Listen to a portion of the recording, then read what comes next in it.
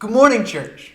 In John 16, Jesus is speaking to the disciples as a whole for the last time before his arrest. He's telling them all they need to know about his soon death and glorification, and the promise of the Holy Spirit to come, the third part of the Trinity. Jesus says in this chapter that the Holy Spirit will judge the world according to his justice and the world's sin.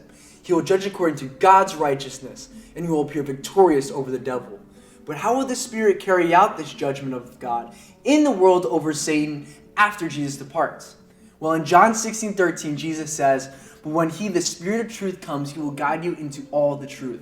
For he will not speak on his own initiative, but whatever he hears, he will speak, and he will disclose to you what is to come." The answer is you. The answer is me. The answer is us. The Holy Spirit will lead us to fulfill the work of the Father here on earth.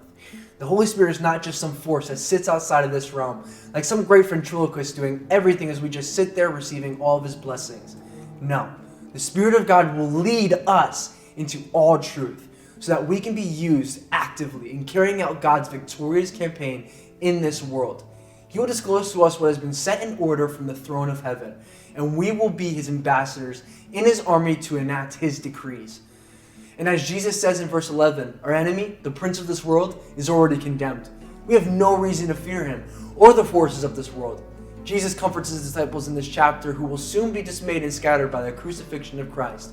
But he reminds them that even as a woman labors and is in grief while in childbirth, she's overcome with joy by the results of the birth of her child. Regardless of how difficult, hopeless, or grief-stricken we may become through this life while carrying out the work of the Holy Spirit, we will be overcome with joy on that day when he wipes all our tears away and we meet the Lord face to face. And he will say to us, "Well done, my good and faithful servant." God bless you.